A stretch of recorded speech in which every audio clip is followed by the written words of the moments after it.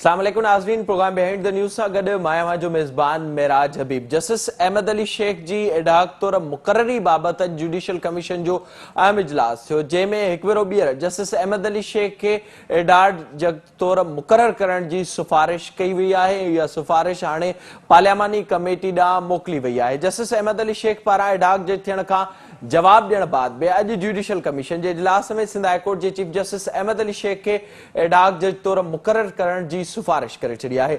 Judicial commission जो इजलास chairman जी सदारत में 3 कलाक जारी रहियो, जंहिंमें जस्टिस काज़ी फाइज़ ईसा जस्टिस मक़बूल बाक़िर पारां सिंध हाईकोर्ट जे चीफ जस्टिस जे एडाक जज तौर मुक़ररी जी मुखालफ़त कई वई, जॾहिं त attorney general of Pakistan judicial commission जे इजलास में पंहिंजी राय जस्टिस अहमद अली शेख जे फ़ैसिले सां मशरूत करे छॾी आहे। इहे ख़बरूं अचनि पियूं त 4-4 सां ही फ़ैसिलो थियो आहे। 2 ॾींहं पहिरियां ई इहा ख़बर साम्हूं आई हुई त जस्टिस अहमद अली शेख खे एडाक जज मुक़रर करण जी सिफ़ारिश कई वई आहे, जंहिं मुक़ररी बाबति जस्टिस अहमद अली शेख पारां इनकार कयो वियो हो। संदसि चवणो त एडाक जज तौर मुक़रर न थींदो ऐं मुस्तक़िल जज तौर मुक़रर कयो वञे, जे बाबति ख़त बि जुडिशियल कमीशन ॾांहुं मोकिलियो वियो हो। जुडिशियल कमीशन पंहिंजी सिफ़ारिश ॾेई छॾी आहे। अहमद अली शेख एडाक जज थियण खां जवाब ॾिनो आहे। हुन मामले ते कानून बि ख़ामोश आहे। जुडिशियल कमीशन जी इन सिफ़ारिश ते सॼी मुल्क जी वकील बिरादरी सरापा एहतिजाज आहे। अॼु पाकिस्तान बार काउंसिल पारां अदालती कार्रवाई जे बाइकाट जो ऐलान कयो वियो, जॾहिं त उन सां गॾु सिंध अंदरि बि अदालती कार्रवायूं बंदि रहियूं। सॼे मुल्क जूं बार मुसलसिल इहो मुतालबो कनि पियूं त अगरि मुक़ररी थींदी सीनियरिटी जे बुनियाद ते आहे त जस्टिस अहमद अली शेख खे छो नज़रअंदाज कयो थो वञे। आयल जजनि खे बाईपास करे मर्ज़ी जा जज मुक़रर करण जे फ़ैसिलनि जी तारीख़ पुराणी आहे। ताज़ो मिसाल जस्टिस काज़ी फाइज़ ईसा ऐं शौकत अज़ीज़ सिद्दीकी जो आहे। हिन मामले ते काल्ह सदर हाईकोर्ट बार ऐं मुख़्तलिफ़ बार जे सदरनि पारां प्रेस कॉन्फ्रेंस कई वई हुई, जंहिंमें बि इहो चयो वियो त जस्टिस अहमद अली शेख जी एडाक जज तौर मुक़ररी खे रद्द कयो वियो ऐं प्रेस कॉन्फ्रेंस दौरान इहो वाज़िह कयो वियो त जस्टिस अहमद अली शेख खे मुक़रर कयो वञे।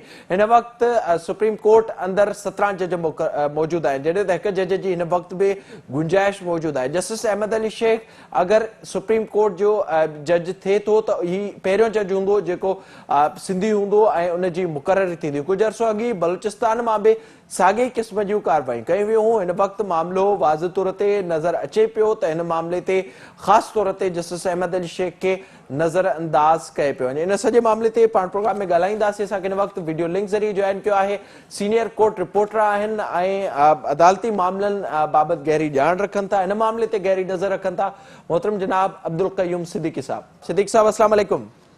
जी वालेकुम अस्सलाम।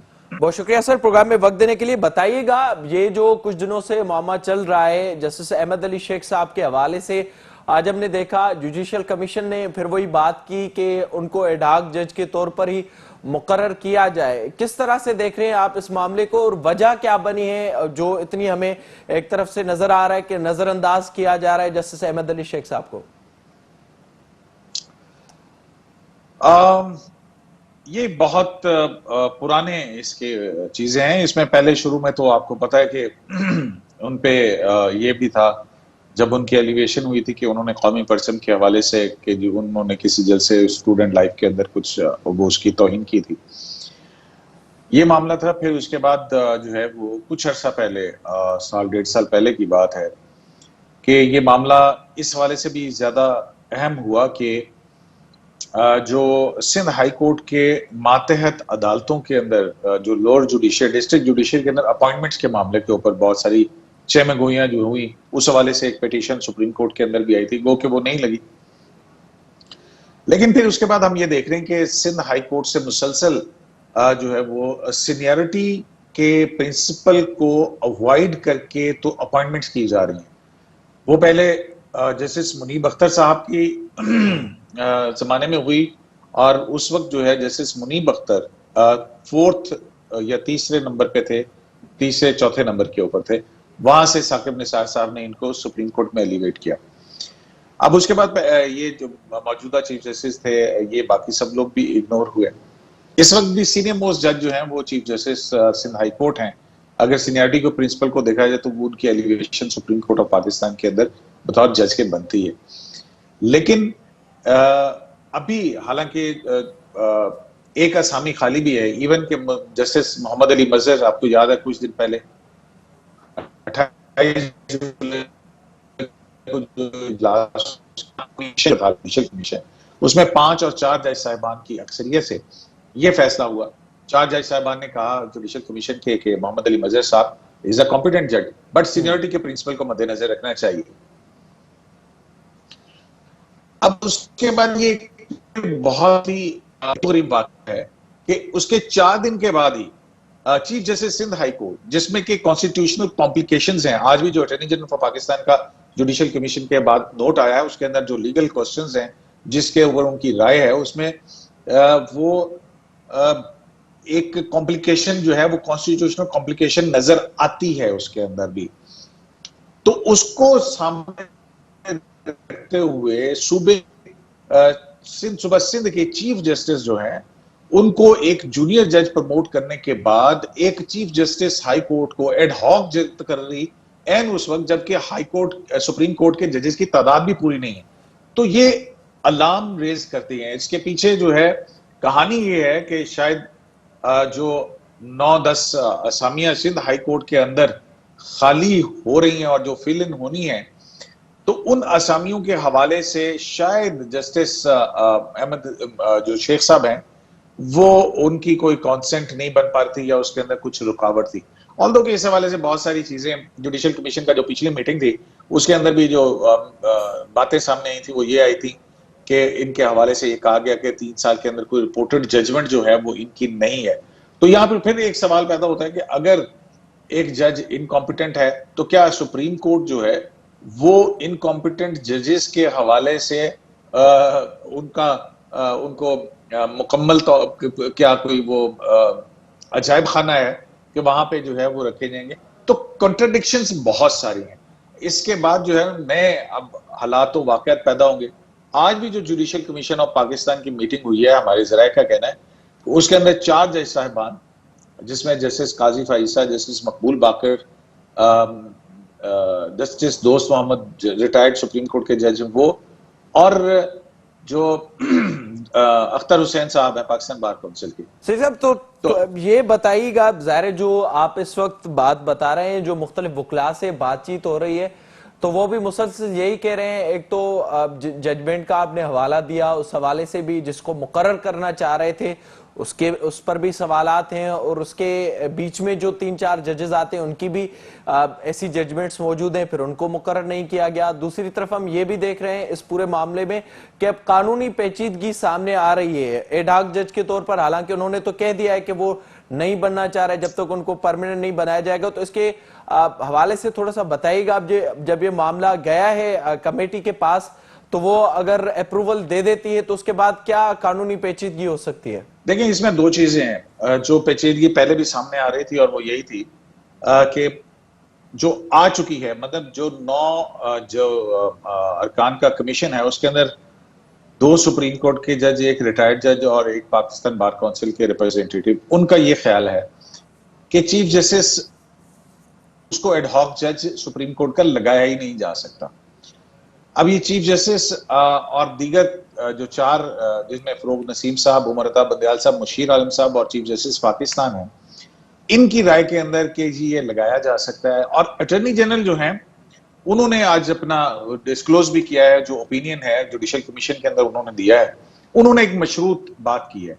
उन्होंने मुख्तलिफ जो है वो कानूनी आईनी नुकात जो है उनकी तरजीह इंटरप्रिटेशन करते हुए ये कहा है कि एक तो कॉन्सेंट की इस तरह से जरूरत नहीं है आइन के अंदर, लेकिन दूसरी तरफ जो है वो मशरूत हमायत भी कर रहे हैं इस सूरत में कि अगर chief justice Sindh high court ये रजामंद हो जाए तो फिर वो चीफ जस्टिस ऑफ पाकिस्तान की राय के साथ जाएंगे। तो इस तरह से एक मशरूत सी उन्होंने बात की है कि ना, वो कहते हैं ना कि साफ छुपते भी नहीं, सामने आते भी नहीं, अजब पर्दा है कि चिलमन से लगे बैठे हैं।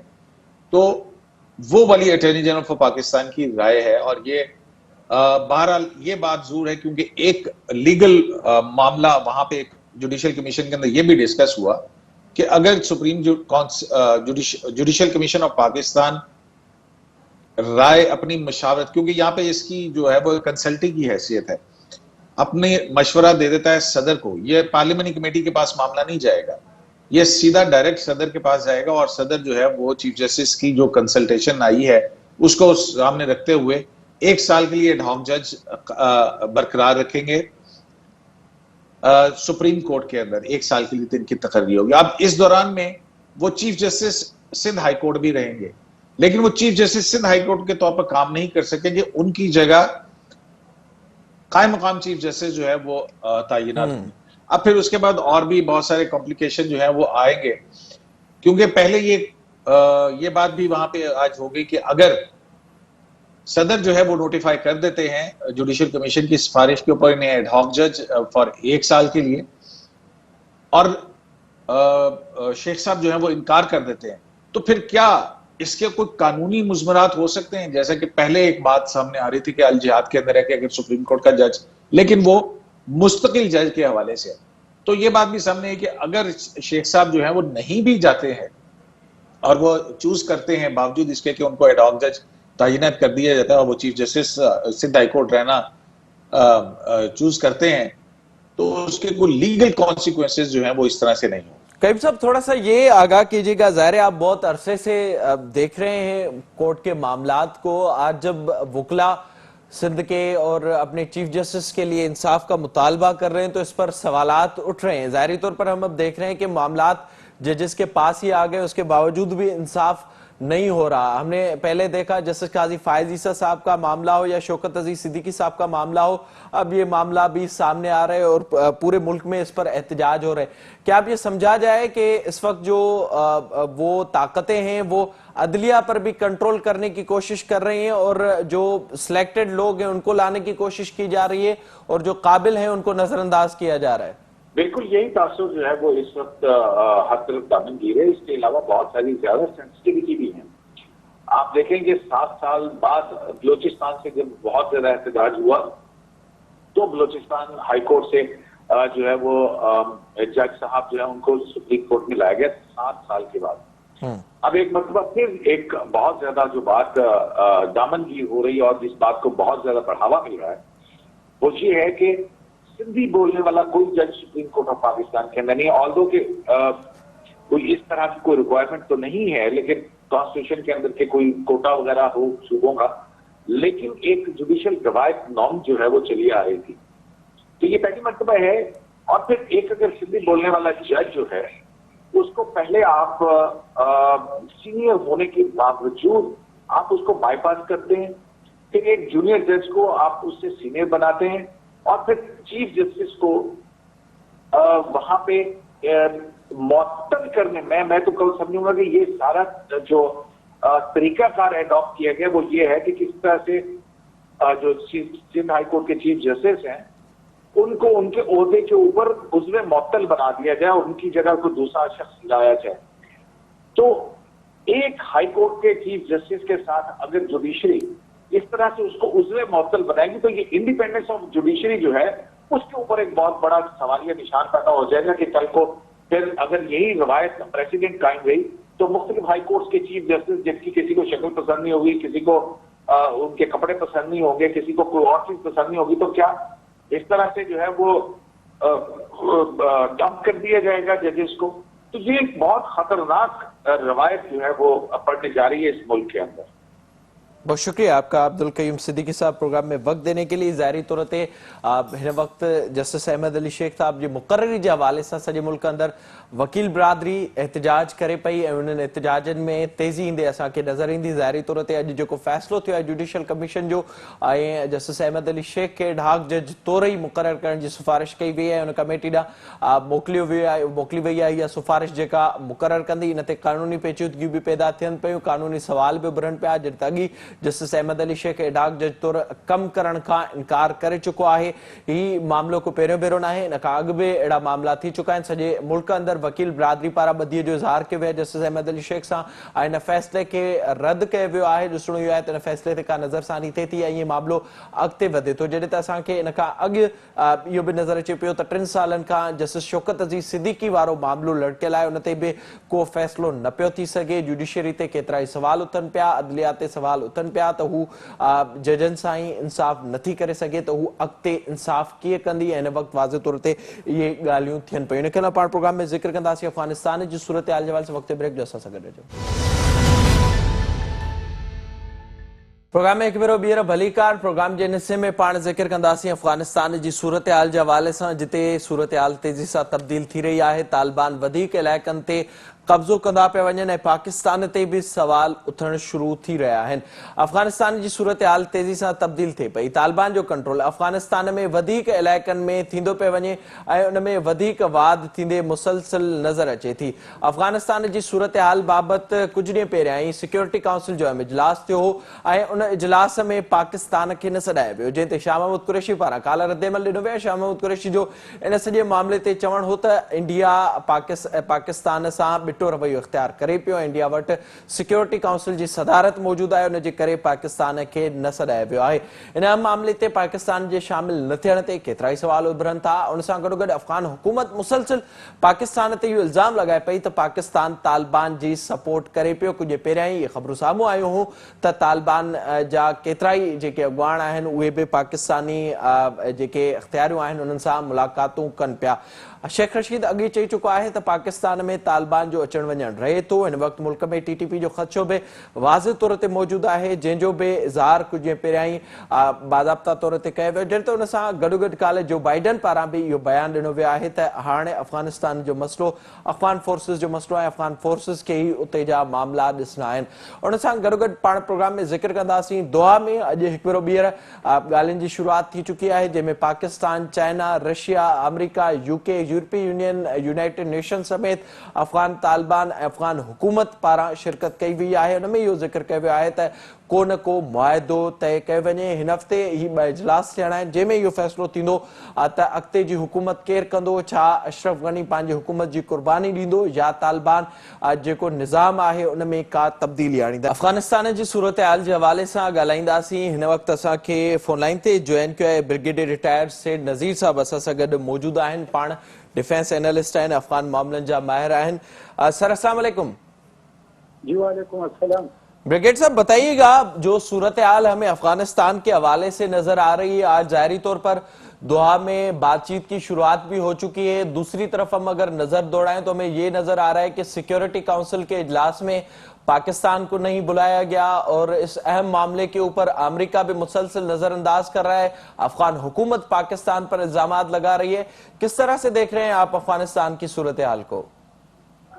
देख लो, जहां तक सिक्योरिटी काउंसिल में अफगानिस्तान पर ब्रीफिंग की बात थी, तो इंडिया आजकल सिक्योरिटी काउंसिल के लिए इस महीने के लिए सदर है और उन्होंने अपना एजेंडा इसमें आगे करना है। लेकिन ये है कि दुनिया की जो बड़ी ताकतें हैं जो सिक्योरिटी काउंसिल के परमानेंट मेंबर है, जिसमें चाइना भी, रूस भी, अमेरिका, बरतानिया और फ्रांस शामिल है, तो इसमें जिम्मेदारी तो हम तो फ्रंट लाइन एलाई थे उनके अमेरिका के, तो अमेरिका ने भी नजरअंदाज कर दिया। इसके अलावा चाइना, रूस ने नजरअंदाज कर लिया और पाकिस्तान जो अफगानिस्तान के कदिया में एक किस्म का सहूलतकार भी है और इसके अलावा इनके किरदार को बार बार अमेरिका भी सराहता है, रूस भी, चाइना भी, और उसके बावजूद उसको नहीं बुलाना और इंडिया का इतना असर रसूख कि वो पाकिस्तान को बिल्कुल इस प्रोसेस से आउट कर दे। मेरे ख्याल में पाकिस्तान की सफारतकारी पर एक सवाल तो बनता है, सवालिया निशान तो है, क्योंकि हम अगर हक पर हैं और हम अफगानिस्तान के उसमें एक ऐसा फरीक है जो सबसे ज्यादा इस जंग से मुतासर है और उसके अमन में भी भरपूर किरदार अदा कर रहे हैं, और उसके बावजूद उसको बाहर रखना मेरे ख्याल में हमारी सफारतकारी में कुछ कमजोरी और कुछ जोड़ नजर आ रहा है। दूसरी बात ये है कि इंडिया ने खुद को एक्सपोज कर दिया। जाहिर है कि वो गेम स्पॉइलर है और गेम स्पॉइलिंग में लगता है कि अब अमेरिका भी उनके साथ बनता जा रहा है, और दूसरा जो इंडिया से या अमेरिका है या इसके अलावा राय है, वो तो पहले ही पाकिस्तान को मोरद इल्जाम ठहराते हैं इन सारी कदिया का। और तीसरी बात अब ये आ जाती है कि क्या हम जो ट्राइका का इजलास, जिसमें ट्राइका प्लस या एक्सटेंडेड ट्राइका जो है जो दोहा में, तो वहां पर क्या पाकिस्तान इस किस्म की सफारतकारी कर सकेगा कि खुद को अफगानिस्तान के जंग से अलग थलग रख सके, और दूसरा कि जो ब्लेम गेम है उससे खुद को बचा सके, और तीसरा उनके जो मनफी असरात थे उसके सामने कुछ बांध सके, या एक रीजनल अप्रोच को वो मतलब के एडॉप्ट कर सकेंगे। ये आने वाले दिनों में ये उकदा खुलेगा कि क्या पाकिस्तान इस किस्म के किसी डिप्लोमेटिक तौर पर कामयाब होता है या नहीं होता है। और तीसरी बात यह है कि अफगानिस्तान का सूरत-ए-हाल हम चाहे या न चाहे उसके मनफी असरात पाकिस्तान पर पड़ेंगे। अच्छा ब्रिगेड साहब, थोड़ा सा गलती- यहाँ पर क्लियर कीजिएगा। जाहिर है जो हम इस वक्त सूरत हाल देख रहे हैं, तकरीबन एक माह से जो हमारे सामने पिक्चर अफगानिस्तान के हवाले से नजर आती है, उसमें हमने देखा कि अफगान हुकूमत ने डायरेक्टली पाकिस्तान पर यह इल्जाम लगाए कि पाकिस्तान तालिबान की सपोर्ट कर रहा है। शेख रशीद साहब ने यह बात तक कर दी कि इस्लामाबाद तक जो तालिबान है उनका आना जाना रहता है। फिर हमने देखा टीटीपी के हवाले से भी उसके मजबूत होने की खबरें भी सामने आई और दहशतगर्दी के वाकयात में भी इजाफा हुआ। तो इस तरह से एक तासुर ये मिल रहा है कि पाकिस्तान किसी न किसी हद तक तालिबान के कैंप में जाना पसंद करता है, इसलिए ये असरात पड़ रहे हैं। आप किस पर क्या राय है? देख लो, ये तासुर तो है कि पाकिस्तान का जो वजन है या उनका जो बैक सपोर्ट है वो तालिबान के पीछे है। इस पर तो मोरद इल्जाम ठहराया जा रहा है। लेकिन अगर पाकिस्तान ने कुछ सबक पहले से भी सीखा हो कि हमारे कोई फेवरेट नहीं है और बात स्टेटेड पॉलिसी भी है। दूसरी बात ये है कि अफगानिस्तान का जो सहूलतकारी थी कि उनको मेज पर बैठाना उनके सामने। अब तो अफगानियों का काम है कि वो खुद अमन को पसंद करते हैं या जंग को पसंद करते हैं अपने लिए या अपने लोगों के लिए। और तीसरी बात ये आ जाती है कि मुझे यूं लग रहा है कि अभी अमेरिका भी अफगानिस्तान के मसले को पाकिस्तान के साथ मुंसलिक करके वो ये मुतालिबा कर रहा है कि तालिबान पर पाकिस्तान या तो उनके खिलाफ जंग करे या उन पर प्रिवेल कर जाए कि वो अपनी ऑफेंसिव भी रोक ले और वो बातचीत का भी जो रास्ता है उसमें मतलब कुछ गेम एंड टेक कर ले। और तीसरी बात ये भी नजर आती है कि इंडिया या जो अफगानिस्तान की अफगानी की जो हुकूमत है उनको जो एम्बेरसमेंट हो रही है, उनको जो शिकस्तें हो रही है, क्योंकि उसके आर्मी में तो 20 साल ऑस्ट्रेलिया ने, अमेरिका ने, बरतानिया ने, फ्रांस ने उनको ट्रेन किया है, लेकिन उनको मार पड़ रही है। वो मार पाकिस्तान की वजह से नहीं है, तालिबान की वजह से है। लेकिन अगर वो मुकाबला नहीं कर सकते और फिर अमेरिका इस जंग में दोबारा अपने बम्बर्स के जरिए, ड्रोन्स के जरिए कूद पड़ा है, तो जाहिर है वो तो एक खाना जंगी की तरफ और एक न खत्म होने वाली जंग की तरफ अफगानिस्तान को धकेल रहा है। क्या पाकिस्तान फिर इनका साथ दे जो पहले साथ दिया था अमेरिका का? उससे कितना नुकसान उठाया, कितने तकरीबन 130 बिलियन डॉलर का नुकसान, इसके अलावा 70,000 जाने, और इसके अलावा फाटा तो कम्प्लीटली तहस-नहस कर दिया। उनके लोग आईडीपीज बने, उनको बसाने वाला कोई नहीं। तो क्या हम ये इस किस्म का दूसरों के जंग लड़ते रहेंगे? असल में और रशिया के साथ और नेबरिंग कंट्री के साथ और सफारतकारी करनी चाहिए ताकि एक यूनाइटेड फ्रंट इसके या एक ऐसे पॉलिसी मुरतब कर सके जिसमें सब एक पेज पर हो। अकेला पाकिस्तान न अफगानिस्तान के जंग को रोक सकता है और न उसको किसी से जितवा सकता है।